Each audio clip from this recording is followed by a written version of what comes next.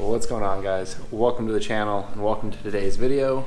We are going to be digging into the Mark II X100, doing the rear end, putting a limited slip in there and doing all the bushings. So we've got a big slew of parts from Xcessive Manufacturing, subframe bushings, Diff bushings, Serial9's weld-in collar, and Serial9 rear knuckle bushing kit. So that's going to be paired with a factory IS300 limited slip diff and the IS300 axles. So should be a fairly bolt-in affair. Hopefully it all goes smooth, but yeah, we're going to see. So yeah, enjoy the video.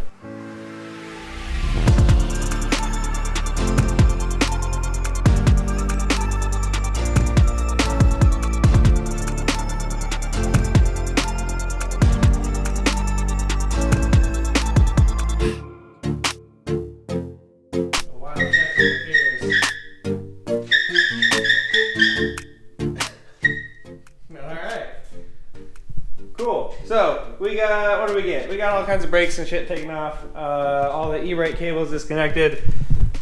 Rotors off, all that shit. What else? The coilover I unbolted and half loose on both sides. Drive shaft disconnected. E-brake cables hanging, disconnected. I disconnected them from up there. And ABS sensors disconnected as well. So I think that's everything holding it all together. Yeah, we're gonna pull this thing out, and Jeff's gonna help me make sure I don't drop this shit.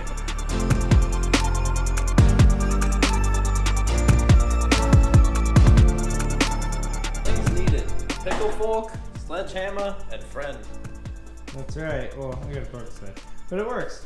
We're Nissan boys. We're used to Subframe bushings sucking ass, but these actually, I popped one out just for trial, and it was pretty easy. So I'll do the other one. Okay.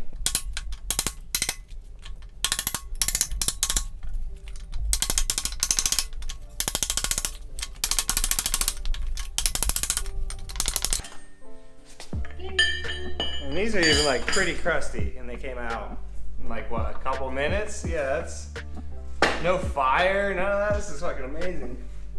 Cody, you're great. I did already loosen these as well. Kaboom. So I guess now I have one of our homies help me press these bushings out of here. It's been a few days, a week, I don't know. It's been a while. I kind of lost motivation, kind of been trying to clean up the subframe.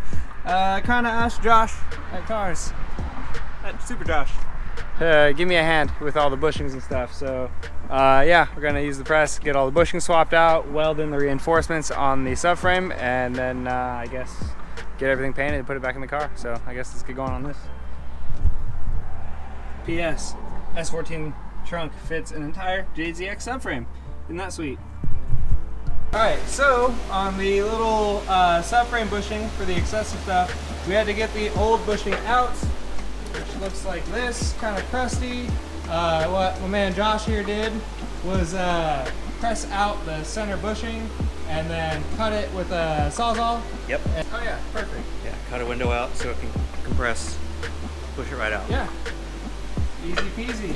And then yeah, just make sure you orient that like relatively flat, and then yeah, should be good to go. Alright, so while Josh is getting that pressed out, I'm gonna go ahead and get going on the subframe reinforcement kit from Odyssey Fab.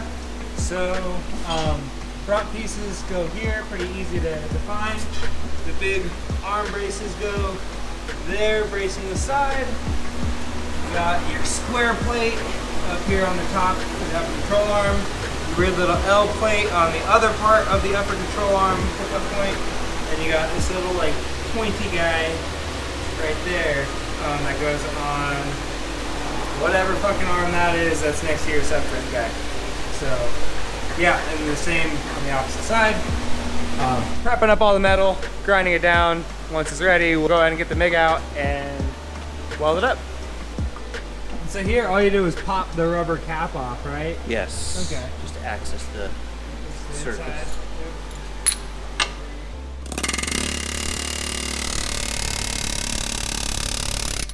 Oh my god. So good.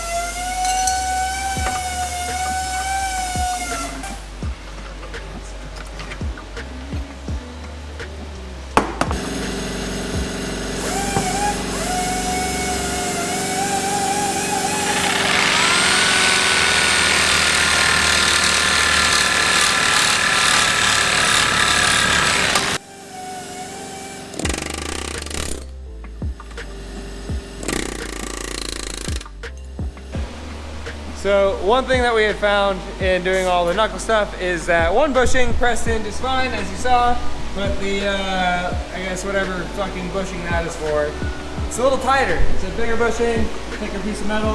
The outer diameter of that is slightly greater than the inner diameter of that, so we kind of have to shave material off of that.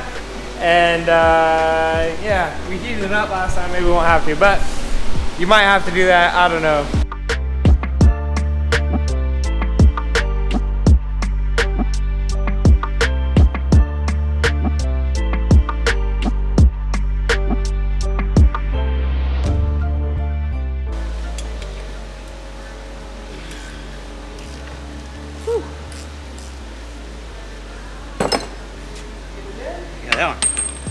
That one was fucking brutal.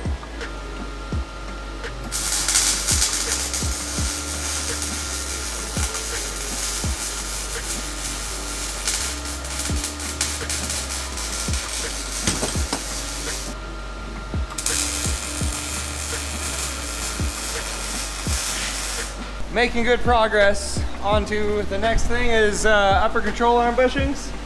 So Josh is using the good old induction tool and the safety shirt to get it hot, hit it with the fucking air hammer, and it comes right out.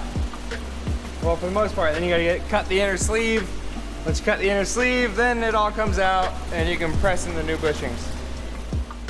We got a pile of parts. Everything's basically done, yeah. So again, thanks to the help of Josh here at Cars. Good man, awesome hands, very capable. We got new bushings in the upper control arms, the rear upper control arms. We got new knuckle bushings for both arms here. And then we've got a whole welded Odyssey Fab kit done to the subframe here. So those plates, we got, you know, one arm here, a little pointy guy, the weird L guy, and the square plate at the top. So yeah, looks good. Now we can get it all painted and start putting stuff back together, put it in the car. It's been a little while. I've been busy getting the subframe going, bead blasting it, getting all the rusty, crusty spots off. Still got a little bit to do here, but follow me outside. We have got our arms. I did already start painting this, and I'm like, oh, I should probably film it. So I bead blasted all the knuckles, the subframe brackets. I reinforced these just because I thought I should. Whatever. Obviously, in the previous clips you saw we got new bushings in, so I've taped those off to seal it up. Tried to hide all the brake stuff, but yeah, I got most of the oxidation off. Everything's all bead blasted and cleaned up, ready to go.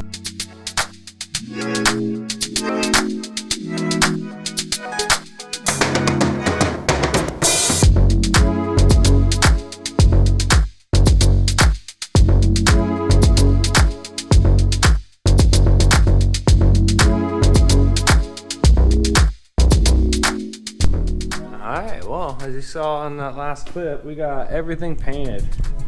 Got the knuckles, the arms, all the brackets, the counterweights, the things, all that is good.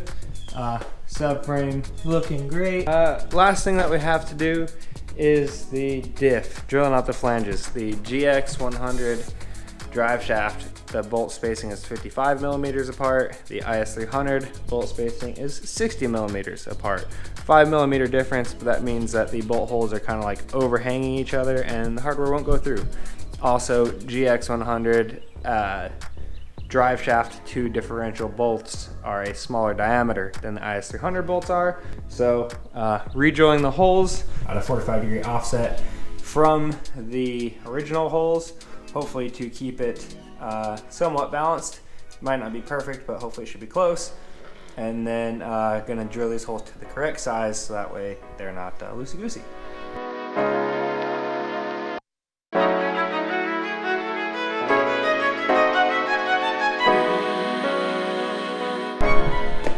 Okay, we got more holes drilled. Pretty decently centered. I did test fit it under the car. Drive shaft does bolt up, stuff tightens out. Anthony's here kicking it. What's up? Here to give a hand. We got to press in some bushings into the diff now, press in bushings into the subframe, put shit back together, and we're gonna put it in the car. So, throw you guys on the time lapse and fucking, we'll get it done, finally. I feel like I'm always here when we do your Subframe, bro. Yeah. That's hilarious. Yeah.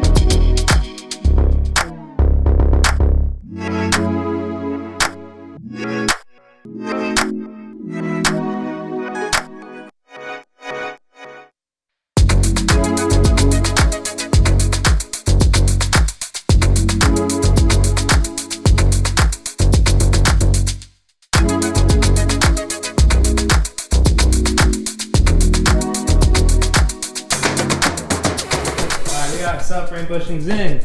This one we didn't use lube. That was a bitch. This one we did use lube. It was not a bitch, so it'll be nice to you. Just use lube. These ones went in easy peasy. I actually nailed that alignment right off the gate. Diff is now mounted. Odyssey 100 diff. 2 fucking bushings there, boy. Clean subframe. Got the front bushing smacked in there too. Everything went easy. So yeah, time for arms. Oh yeah, so we got D-Max arms. We also got the Odyssey Fab eccentric lockout kit. So I already kind of moved hardware where it needs to go, so I know. Pulled it off the old arms. I do need to set these to the right length. But yeah, full set of rear arms minus the rear uppers. But we got new bushings, so we're gonna send it. Yeah, we'll get it all slapped on there, get a spindle thrown on there too, and this thing will be ready to go in the car.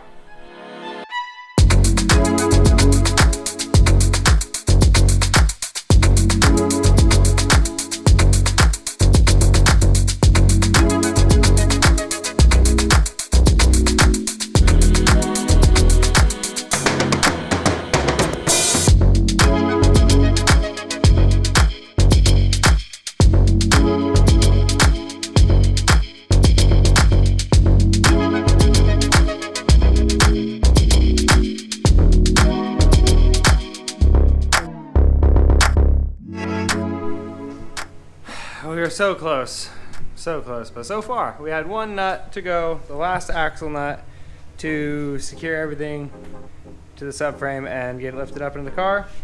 And this happened. Yeah, those threads are all fucked. We tried grinding them down to like good threads and send the new nut on, and we just messed it up. So I got to get a new axle, so more delay, more new parts yet again. So, well, next day, as fate would have it, there was an IS300 axle local to me, like literally down the road. Huge shout out to Mike's dad yet again for hooking it up with some IS300 parts when I was in need. So yeah, we got extra axle. The threads on this one are not fucked.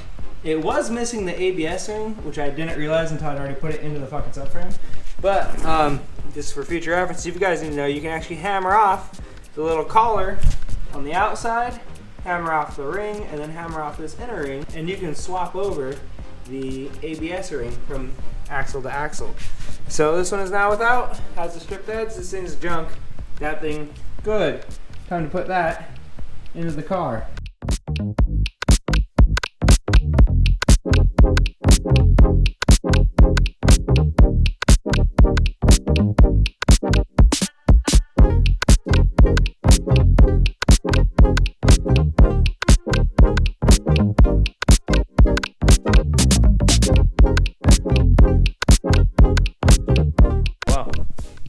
We got this baby pretty much zeroed out on the toe. Don't know how well you can see that. 72 and 5/8 on each side. So I guess now it's time to go test drive this new setup and enjoy the fruits of our labor. Yeah, probably gonna take it to get an actual alignment. Wouldn't be a bad idea. Big moment. Mark is outside. It's getting a little dark, but good car. Fired right up.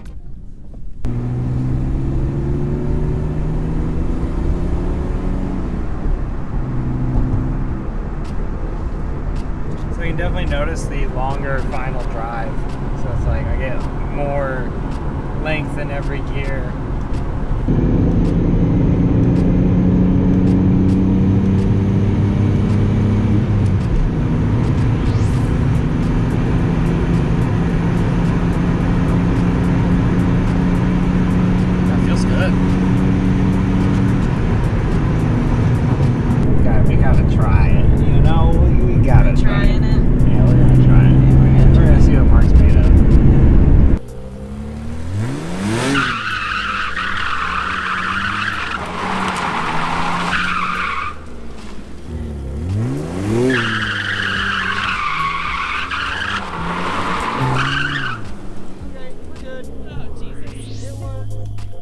I'm glad. She'll make a fine rainy day car. Fine rainy day car indeed.